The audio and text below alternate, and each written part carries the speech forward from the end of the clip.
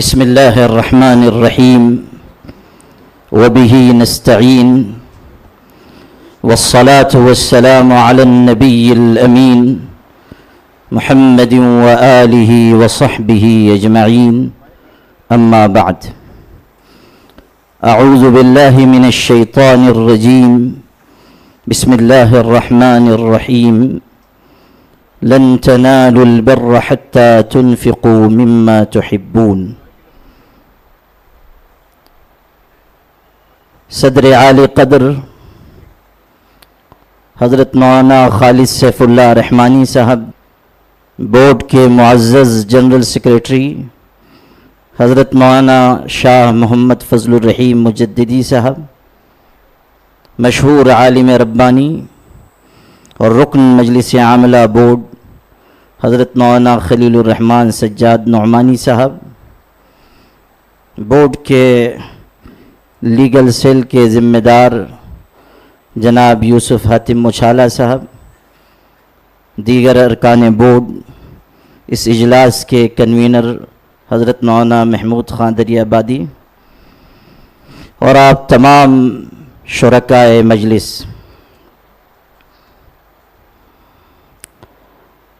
تحفظ اوقاف کے عنوان سے ہم لوگ یہاں جمع ہوئے ہیں۔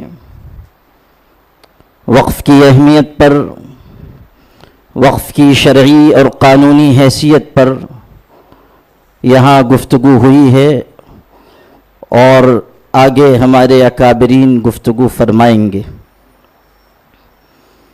لیکن بنیاد اوقاف کے ساتھ ساتھ اس وقت جو مسئلہ ہم سب کے لیے نہایت تکلیف دہ، صبر آزما، رنج و غم میں مبتلا کرنے والا ہے، وہ حضرت محمد مصطفیٰ صلی اللہ علیہ وسلم کی شان میں گستاخی کا ہے۔ اور یہ بات ہمارے اور آپ کے ذہن میں رہنی چاہیے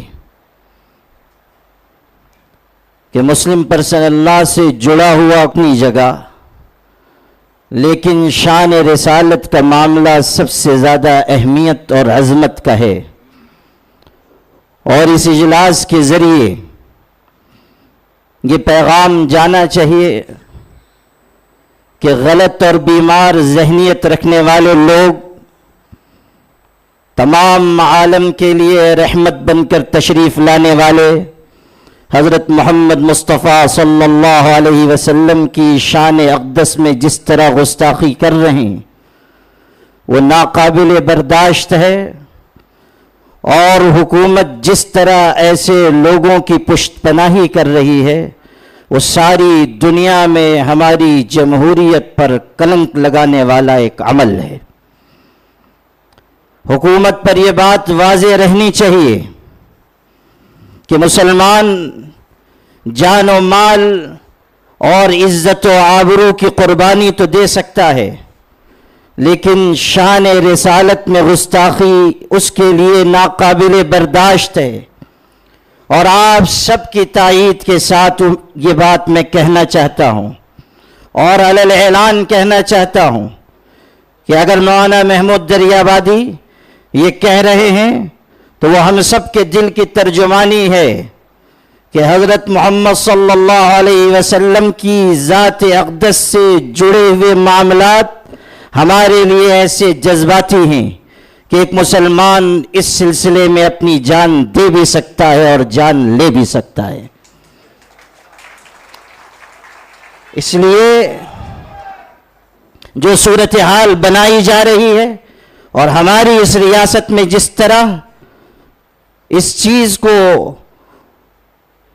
سامنے لایا گیا، اگرچہ کہ اس کے سیاسی مقاصد ہیں، لیکن اس کے باوجود چونکہ یہ معاملہ ہمارے لیے نہایت جذباتیت اور حساسیت کا ہے، اس لیے شروع میں یہ چند کلمات میں نے آپ سے عرض کیے ہیں۔ اور ایک بات یہاں عرض کرتا چلوں کہ اوقاف کی حفاظت ہو یا توہین رسالت کا معاملہ ہو یا دیگر معاملات و مسائل ہوں، اس بات کو ہمیشہ ذہن میں رکھیے کہ اپنے حقوق کے حصول کے لیے اور اوقاف کی حفاظت کے لیے، اپنے معتقدات کی حفاظت کے لیے ہم کو اور آپ کو ہر وقت ہوشیار، بیدار اور تیار رہنا چاہیے۔ خوف اور ہراس کے ساتھ جینے والی قومیں نہ دنیا میں سرخرو ہو سکتی ہیں، نہ اپنی زندگی کامیابی کے ساتھ گزار سکتی ہیں۔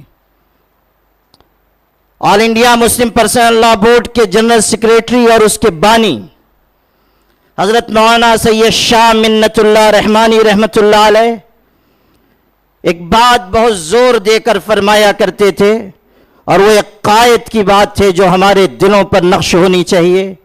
وہ فرماتے تھے کہ دنیا میں کوئی بھی مطالبہ عام طریقے پر اس وجہ سے نہیں مانا جاتا کہ وہ مطالبہ کتنا معقول ہے یا کتنا غیر معقول۔ دنیا یہ دیکھتی ہے کہ کس مطالبے کے پیچھے افراد کی کتنی قوت کھڑی ہوئی ہے۔ دنیا یہ دیکھتی ہے کہ مطالبے کو منوانے کی صلاحیت مطالبہ کرنے والوں کے اندر ہے یا نہیں۔ ہم کو اور آپ کو اس ملک میں اگر عزت اور سرفرازی کے ساتھ جینا ہے تو ہمیں بتانا ہوگا کہ ہم اپنے حقوق کے حصول کے لیے زندہ ہیں، اور ہم اپنے حقوق کے حصول کے لیے ہر وقت قربانی دینے کے لیے تیار ہیں۔ اگر آپ نے یہ احساس دلایا تو حقوق آپ کو ملیں گے، اور اگر آپ نے خوف کا راستہ اپنایا، بزدلی کا راستہ اپنایا، تو پھر دنیا کی کوئی طاقت آپ کو آپ کا حق نہیں دلا سکتی ہے۔ تحفظ اوقاف کے سلسلے میں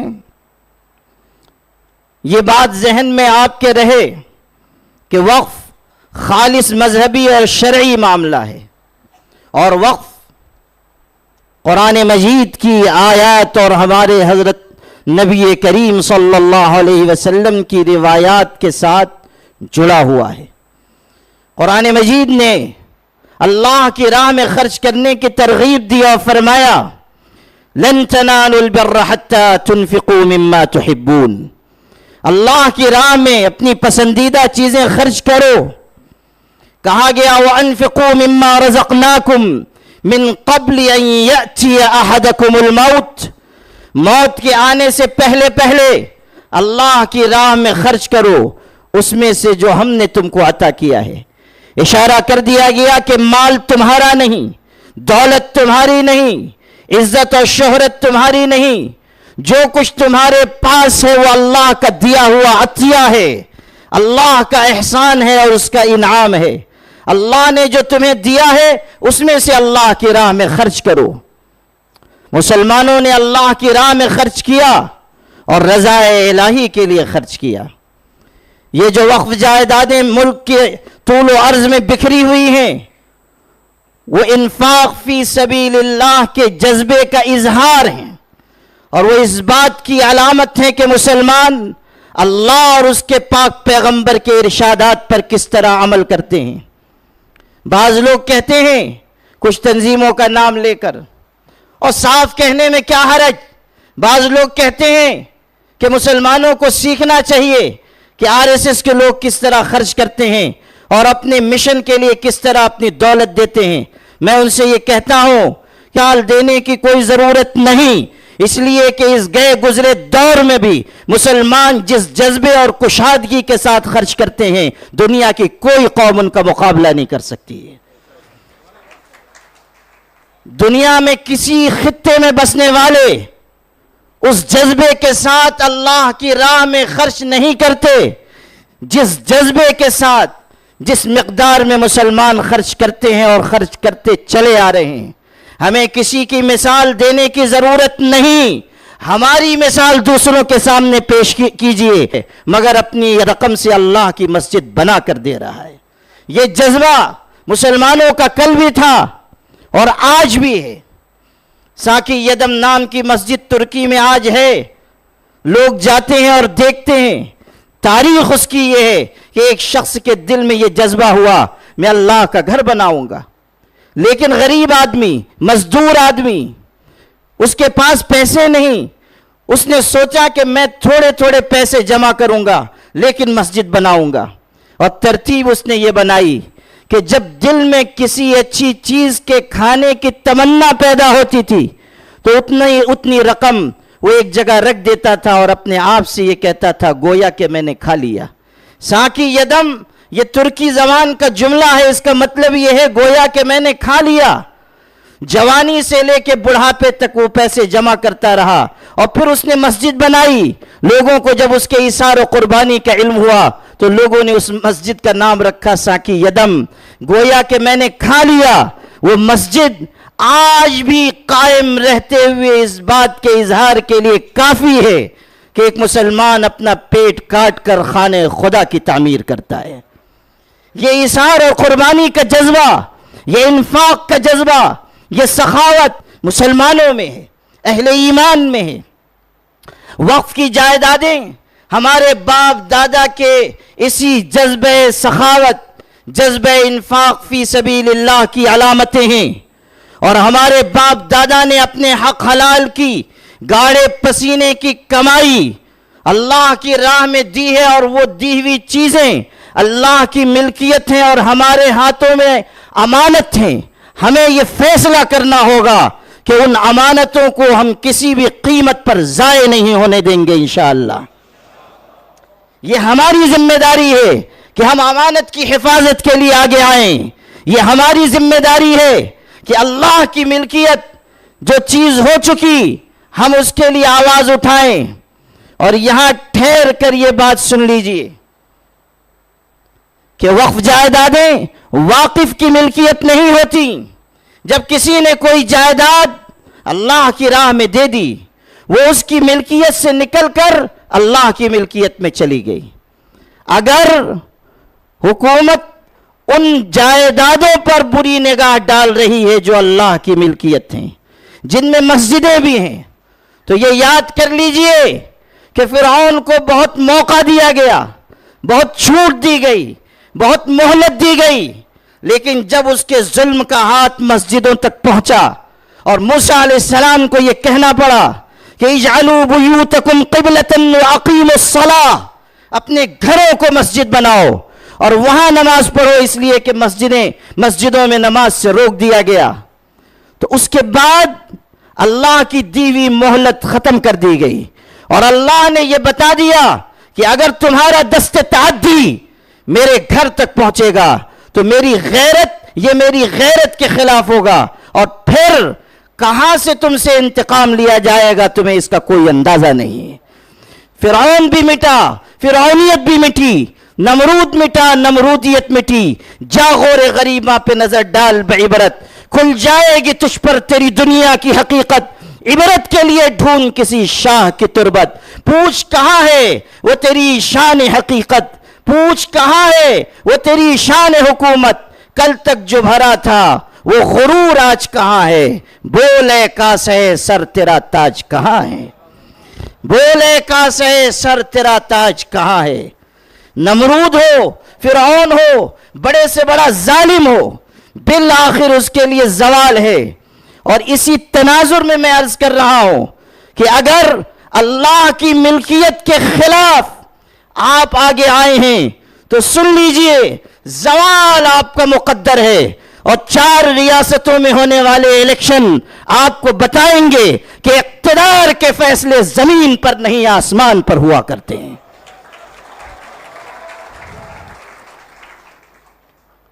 اللہ تعالیٰ کی ڈھیلی چھوڑی گئی رسی واپس کھینچی جائے گی۔ قرآن نے کہا وَأُمْلِي لَهُمْ إِنَّ كَيْدِي مَتِينٌ، میں ڈھیل تو دیتا ہوں مگر سمجھ لو کہ جب میری پکڑ آتی ہے تو وہ نہایت مضبوط ہوتی ہے۔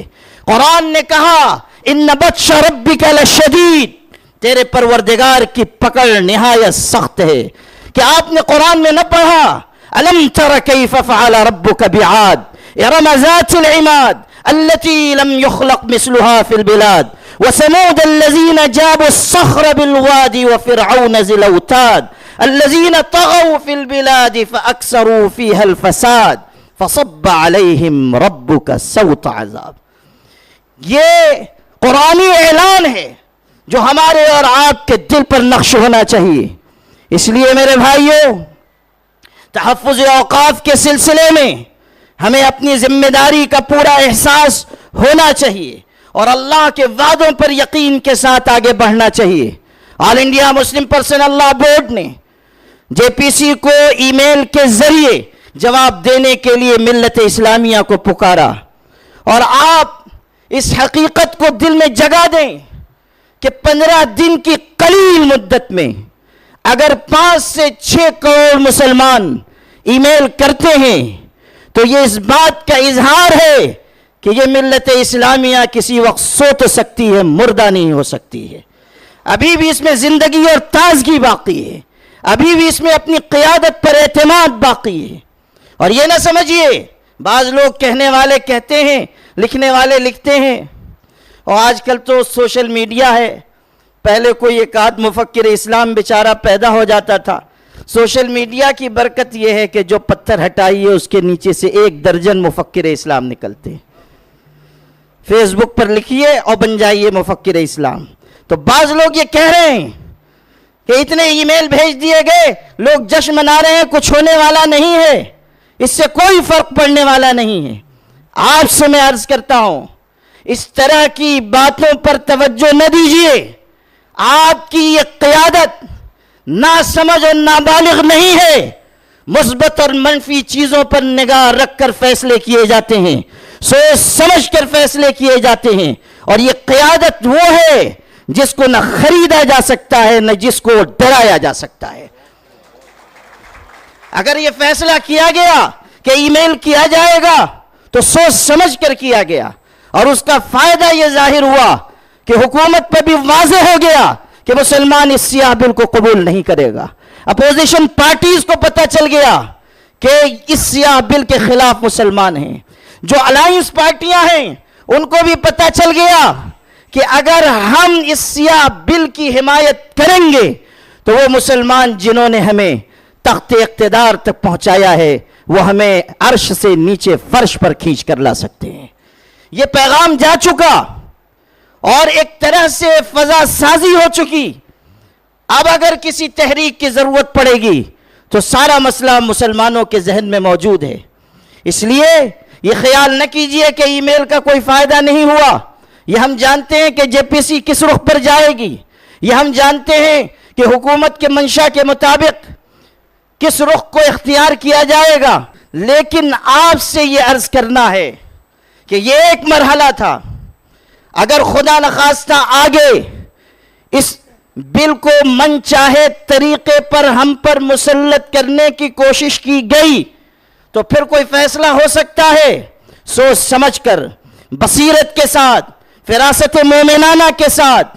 اور اس وقت آپ کو بتانا ہوگا کہ آپ اپنی قیادت پر اس قدر اعتماد کرتے ہیں کہ اپنے حقوق کے حصول کے لیے آپ کسی حد تک جا سکتے ہیں. آپ کو اپنی زبان سے نہیں، اپنے گفتار سے نہیں، اپنے کردار سے ثابت کرنا ہوگا. لیکن میرے بھائی یہ بات ذہن میں رکھیے کہ کسی بھی اقدام کی راہ پر جانے سے پہلے 100 بار سوچ لیجئے کہ آپ کی قیادت کا اشارہ ہے یا نہیں. جوش میں آ کر کوئی قدم نہ اٹھائیے، جذباتیت کا دامن نہ تھامیے. اپنی قیادت پر بھروسہ کیجئے کہ جو راستہ قیادت بتائے گی وہی ہمارے لیے مناسب ہوگا، اسی راستے پر چلنا ہمارے لیے بہتر ہوگا. یہ نہیں کہ ہم کوئی فیصلہ کر لیں، کسی کے پیچھے چلنے لگ جائیں، کسی کی آواز پر لبیک کہیں. ہرگز نہیں. اس راستے پر نہ جائیے جو راستہ آپ کی ملت کے لیے نقصان کا راستہ ہو. اس راستے پر جائیے جو آپ کو سرخرو کر سکے، سر بلند کر سکے. اور یاد رکھیے، اگر آپ قیادت پر اعتماد کر کے آگے بڑھیں گے. ابھی ہمارے یوسف حاتم مچھالہ صاحب، آج پہلا موقع تھا کہ میں نے ان کی زبان سے اتنے شعر سنے، اور وہ بھی ماشاءاللہ اتنے معیاری شعر، غالب کے بھی، اقبال کے بھی. آج کل تو صورتحال یہ ہے کہ اقبال اور غالب کی جو اصل شاعری تھی وہ غائب ہے. جتنے فالتو شعر ہیں وہ سب اقبال اور غالب کے متھے لگا دیے گئے ہیں. اور صورتحال یہ ہے کہ ایک مصرع 3 انچ کا، دوسرا 7.5 انچ کا شعر ہے علامہ اقبال کا. لیکن انہوں نے بہت معیاری اشعار سنائے اور یہ بھی بتایا کہ مشکلات کا حل موجود ہے، اور اگر مشکلات نہ ہو تو زندگی دشوار ہوگی. میں بھی عرض کرتا ہوں کہ مسائل کیسے بھی ہوں تا قیامت رہ نہیں سکتے. یہ ظالم ظلم کی بن کر علامت رہ نہیں سکتے. جن کا عزم ہے کہ ہم کو چین سے جینے نہیں دیں گے، وہ جان لے کہ خود بھی سلامت رہ نہیں سکتے. اگر آپ اپنی قیادت پر اعتماد کے ساتھ اور آل انڈیا مسلم پرسنل لا بورڈ کی آواز پر لبیک کہتے ہوئے آگے بڑھیں گے تو انشاءاللہ ہر مسئلہ حل ہوگا، ہر دشواری دور ہوگی، ہر درد کی دوا ملے گی، ہر زخم کا مرہم ملے گا. یہ جو اجتماعیت کی قوت ہے، یہ جو اتحاد و اتفاق کی قوت ہے کہ ہمارے شیعہ عالم دین یہاں کھڑے ہو کر کہہ رہے ہیں کہ ہمارے عقائد جو بھی ہو، ملی مسائل کے لیے آدھی رات کو اگر آواز دی جائے گی تو ہم بورڈ کی آواز پر لبیک کہیں گے.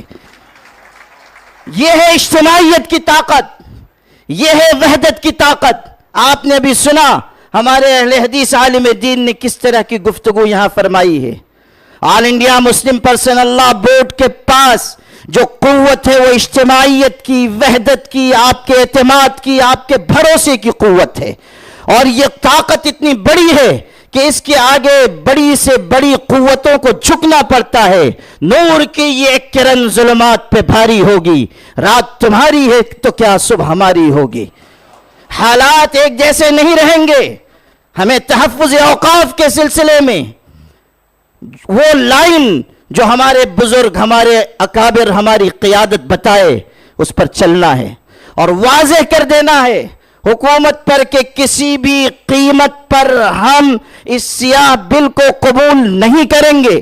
اس لیے کہ اگر یہ قبول کر لیا گیا تو آپ کی ہر مسجد، ہر مدرسہ، ہر قبرستان، ہر عیدگاہ، ہر امام بارگاہ، ہر درگاہ معرض خطر میں آ جائے گی اور ظالموں کو اپنے دل کے پھپولے پھوڑنے کا موقع ملے گا. اس لیے ہمیں اس وقت ایک بنیادی اعلان کے ساتھ یہاں سے جانا ہے کہ چاہے زمین ادھر سے ادھر ہو جائے، بڑے سے بڑا کوئی انقلاب برپا ہو جائے، ہم کسی بھی قیمت پر اس سیاہ بل کو منظور نہیں کریں گے انشاءاللہ. وآخر دعوانا الحمدللہ.